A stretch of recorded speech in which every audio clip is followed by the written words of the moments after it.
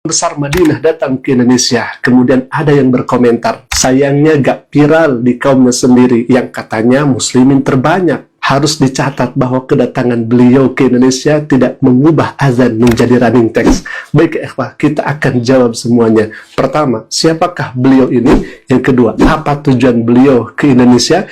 Yang ketiga, kenapa beliau tidak viral? Alhamdulillah, kita akan viralkan video ini dengan cara tonton sampai habis, kemudian like videonya dan beri komentar videonya. Assalamualaikum warahmatullahi wabarakatuh. Sahabat Asyik Haji, beliau bernama Syekh Ahmad Al-Huzaifi. Syekh Ahmad Al-Huzaifi adalah salah satu imam sekaligus qari dan da'i di Saudi Arabia, tepatnya di Madinatul Munawwarah. Dia adalah seorang ahli hukum Saudi dan ahli Quran. Ayahnya adalah seorang syekh, seorang imam dan qari juga.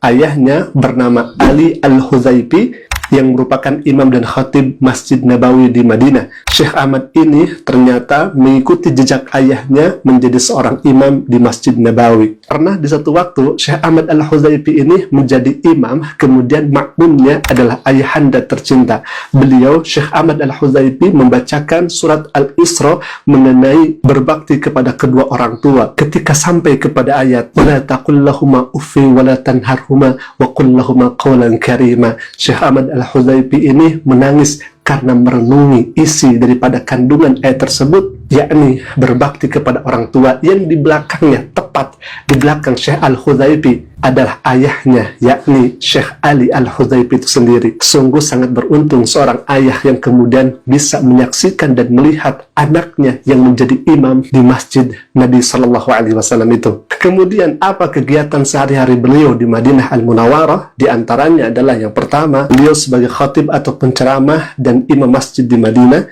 Yang kedua, beliau menyampaikan pelajaran dan ceramah tentang berbagai topik hukum di banyak masjid dan pusat keagamaan di Madinah dan sekitarnya. Yang ketiga, sebagai pengajar, di mana beliau mengajarkan Al-Quran di banyak pusat hafalan Al-Quran dan di Masjid Nabawi dan sekitarnya. Yang keempat, beliau juga memiliki saluran YouTube, di mana beliau sering memposting banyak klip video bacaannya dalam Al-Quran dengan suara indah dan merdu. Dan yang kelima, ia pun memiliki banyak publikasi dan kontribusi ilmiah di Universitas Taibah di Madinah.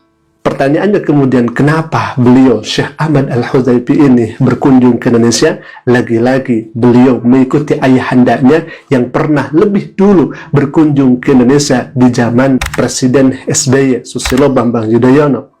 Dan apa misi yang dibawa oleh Syekh Ahmad Al-Huzaifi ini? Beliau datang ke Indonesia tepat pada hari Senin. Menurut pemberitaan yang ada, beliau tinggal sampai hari Jumat. Di antara misi yang beliau bawa ke Indonesia adalah, yang pertama, meningkatkan kerjasama antara Saudi Arabia dan negara-negara Islam, salah satunya Indonesia, untuk menyebarkan nilai-nilai moderasi dan toleransi Islam rahmatan lil alamin.